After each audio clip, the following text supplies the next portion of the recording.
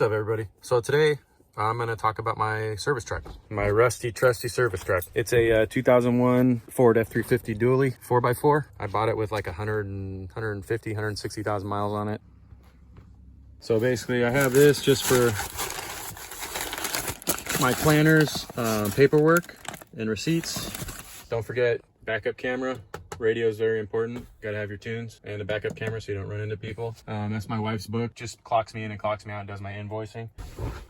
Back here, it's going to be a mess. I keep some of my paperwork, towing stuff. So I have a battery charger, fire extinguisher. My battery charger for my Milwaukee stuff is actually plugged into a inverter right here. That's plugged into a second battery that I installed, and that second battery also runs my winch. Can't forget a first aid kit. So 12,000 pound Badland winch, really good little winch actually.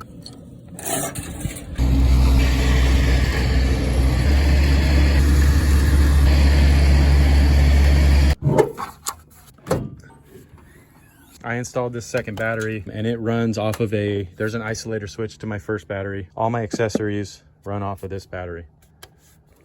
And the way I have this set up, every truck is set up a little bit different depending on what you do. I do a lot of different stuff, so I have a lot of different shit in my truck. So I'm just gonna go around and go door by door and show you what I got. With my little ESOB and my plasma cutter over here, I keep a lot of my welding hoods,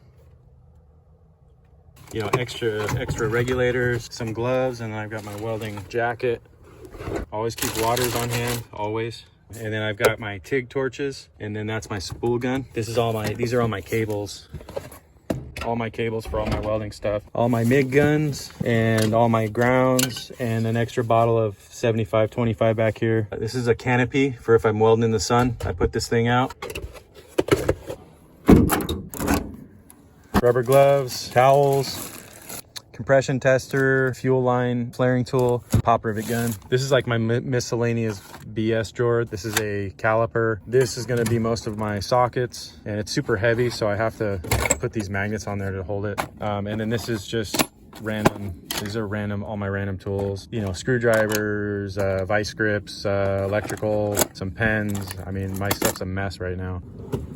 And then basically these are my socket kit for like 3 years, and I need to get another one, but it is what it is. I've just used the crap out of it. It's done pretty good. I haven't broke it yet. I bought other ones. These Huskies have been pretty good. I don't buy Mac tools, and I don't spend for Snap-on because I can't afford it. This kit cost me like 120 bucks. I've had it for 3 years. When I was looking into some of the Mac and the Snap-on stuff, it was just so expensive that replacing it would be almost impossible. I don't know. I mean, the stuff that I've used so far has lasted a long time. So this stuff is so cheap that if I lose something or it breaks, I can replace it really cheap, as to where like the Snap-on stuff is so much more expensive. And the type of work that I do is mostly, I'm out in fields, I'm out in the dirt a lot of the time. I've lost so many sockets and so many tools that it's not feasible for me to spend $20 or $30 per socket. So far it's worked really well. Electrical tester, multimeter. I love Milwaukee. They work really well. This is my 3/8 impact.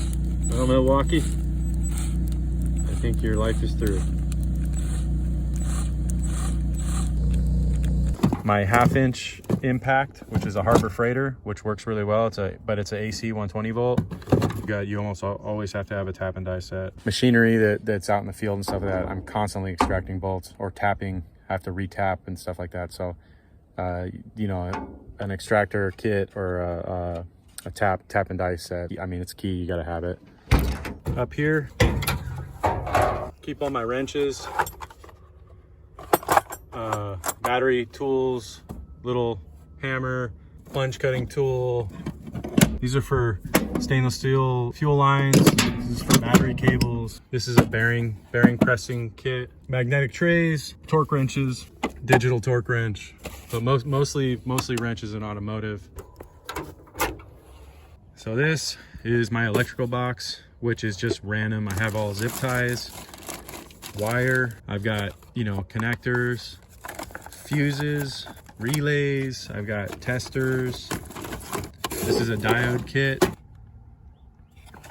Got my Milwaukee, my drill, butt connectors, O-rings, electrical connectors, pop rivets, screws, and a bunch of stuff back here. And then this bottom one is basically all of my brake cleaner, brake fluid, WD-40, fuel stabilizer, grease. I just kind of keep it all in here with my hand cleaner. If you're still watching, like and subscribe to the video. Thank you guys for watching. Leave me a comment. All right, now in the back of my truck. The crane, of course. I'm still waiting for the hydraulic pump, the DC hydraulic pump to come in. They're still waiting on parts. I'm having it built by a company in Michigan. Basically for 400 bucks, they will build me a 12 volt DC, 100% duty cycle pump. All the pumps that I found online that were still $200 to $300 were not 100% duty cycle. They were like, I wanted to say the best one I could find would run for 5 minutes before it would overheat. So these guys build it to your specification for what you need. Yeah, I need a 1.3 gallon per minute. I need 2,500 PSI at 100% duty cycle so I can turn it on and run this thing, you know? And then I have to run a 12 volt charge to the crane and to the pump from my battery in my truck. And what I keep back here, basically, trash can, because there's always trash you got to pick up. And then I got my bottles, you know, my Bobcat. So this is, you know, my grease gun, my regulators, oil cans for doing oil changes. That's my air compressor. It is an 8-gallon, 4.8 CFM at 40 PSI. It's a Husky. These things are $200 at Home Depot. Now, this thing is perfect for me. A lot of other guys like to run the industrial air compressors. This thing works perfect for what I need it for. I have been able to paint with this thing. I can pump up tires. I can, you know, use the blow off tool. It's perfect for what I need. That thing so far has been awesome. This is an 80-gallon water tank, and I use that because if I'm ever welding off field or something like that, I like to have water because I don't want to set anybody's house or field on fire. The last thing I need is to have somebody suing me because I burn their house down. So that holds 80 gallons. I fill it up. I wet down the area. If it's, you know, if there's a lot of brush and stuff like that, I'll pull brush before I weld if I have to. A lot of the times I'll talk to the customers and tell them, hey, you know, you need to move the tractor, you know, away from anything that could catch fire. A lot of the times though, the tractor or something is stuck. So I got to weld it right where it's at. And it's good to have water and fire extinguishers on you if you're going to be welding. This is my my step stool. I'm like 5 foot. I'm like 5'7", so I need a step stool a lot. Never forget your vise. You're always going to need a vise. That's one of the key components on a service truck. One of the first things I got and put on my truck was a vise. You're always going to need one. Now, so this is kind of like a junk drawer. Tarps. I always keep tarps. These are welding blankets, fireproof welding blankets. I always have 1 or 2 of these 5x7 tarps from Harbor Freight. They're like $5 a piece. I go through them. They're basically consumables. If I work on a vehicle, whenever I work in the dirt, I throw one of these down so I don't have to lay in the dirt. They're cheap. They're $5 a piece. I usually keep 2 or 3 of them on hand, maybe even 4. I use them all the time. You have air line and several extension cords, and then jumper cables, welding cable, and then I've got these when I do golf carts. Sometimes I'll have to make new battery cables, so I have some of this too. And then yeah, this is just a spray gun, cheap spray gun, and some spray components. This is kind of a junk drawer. It just kind of builds up. There's like a wood cutting saw down there. It just all builds up. This is my welding side. I built a little rack up here. This piece on top right here actually comes out, goes in right here, and that makes it so I can carry 20-foot material. Here, I'll show you how it works. So basically that thing just sticks out of there. I have another bolt to lock it in. This just keeps it from wobbling. And yeah, so this makes it so I can carry 20-foot sticks pretty easy.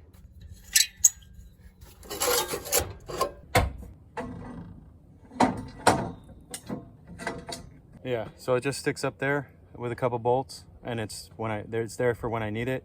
If I don't need it, I can still carry like 8-10 footers easy. These are my handy reels. I have them hooked up. They have electric motors on them. I have them hooked up. Basically, I have a 115 ground and I have 100 foot of my stinger, and I have them hooked up basically to a cable right here to my welder. The way they work is you pull them out, and when you need to retract them, I have a couple buttons in here. You just hit these buttons and it retracts them.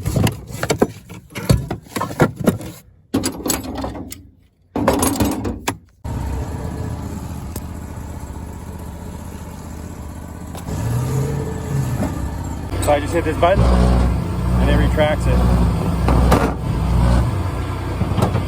They work really well. One of the best things I've gotten. I found it on Craigslist. Those things are key. After a long day of welding, they make things really easy.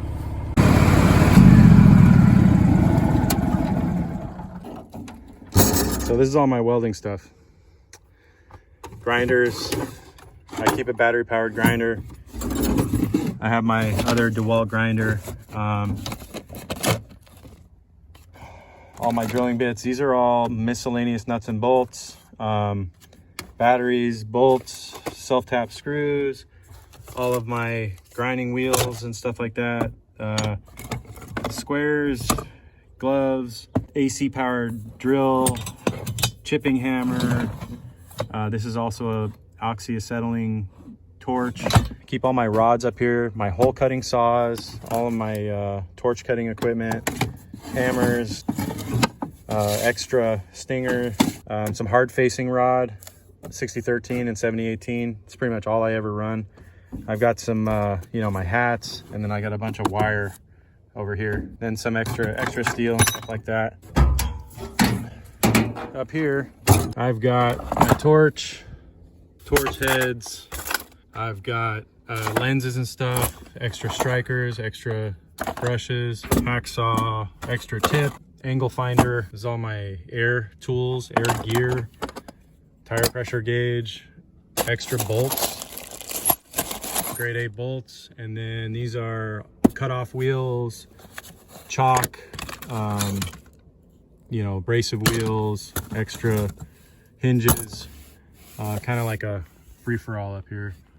And then over here I keep clamps, and then over here extra drill bits. So over here, all my straps, basically is all my straps. I keep gear oil, coolant, extra oil for my truck, my floor jack and jack stands. And then I have my cold cut saw in here. So I put these up so that I can get up on here, just because I'm short. So I like to use these to get up on my truck. This is my air line. This is connected to the air compressor that's down there, and I have the air compressor just hooked up like this. I run my generator, plug it in, and it's good to go. And then this is my oxyacetylene line. My Bobcat 225. I got this thing used with about 75 hours on it, and it's been the best thing I could have done. So that's pretty much my truck.